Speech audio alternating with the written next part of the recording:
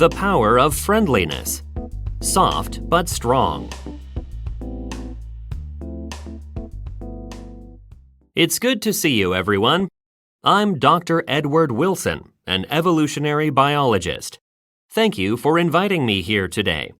On my way, I had trouble locating this room.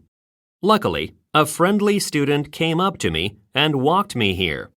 It's fascinating how, in situations like this, we want to help someone in need. Now, this raises some interesting questions. Where does our friendliness come from?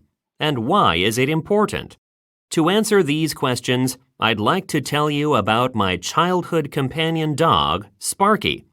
When we played with a ball, I noticed that he responded well to my gestures.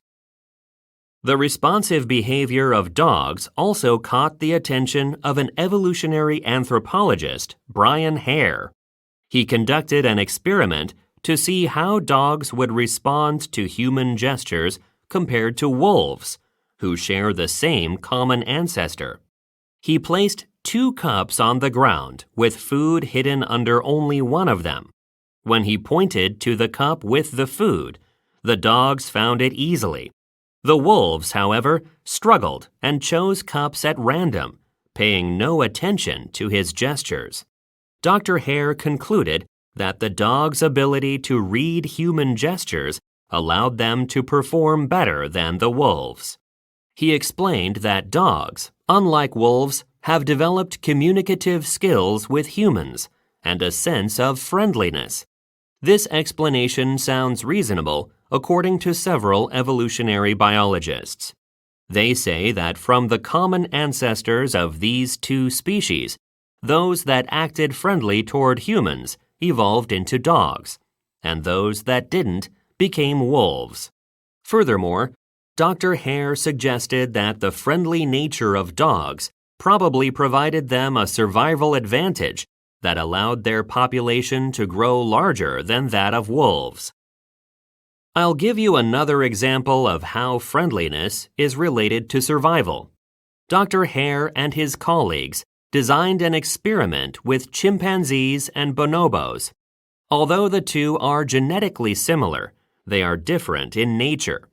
To study their cooperative behavior, Dr. Hare's team set up a device which required 2 individuals to pull both ends of a rope at the same time in order to access food on a board. When placed with partners that the chimpanzees knew, they were able to work together to get the food. However, when paired with new partners, the chimpanzees usually failed to get the food. And when they occasionally succeeded, they did not share the food with their partner. The bonobos, on the other hand, got along much better than the chimpanzees.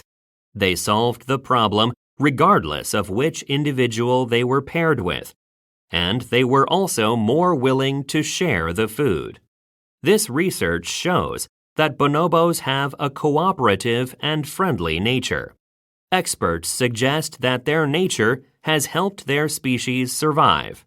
Without these characteristics, they could have faced extinction. Now let's turn our attention to ourselves, Homo sapiens. How have we managed to survive for so long? Neanderthals existed together with Homo sapiens until about 40,000 years ago, and they were known to be intelligent and physically superior to Homo sapiens. Neanderthals were able to make tools and fire, and had strong bodies with well-developed muscles and broad shoulders.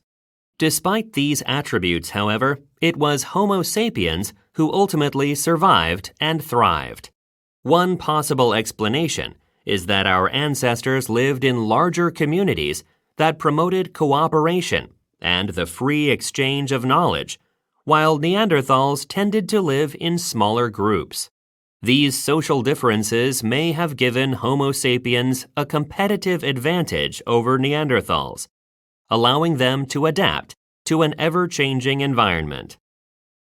In our competitive society, many people believe that only the biggest or the strongest can survive and thrive.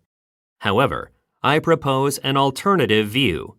Kindness is the key to success. Isn't that a comforting thought?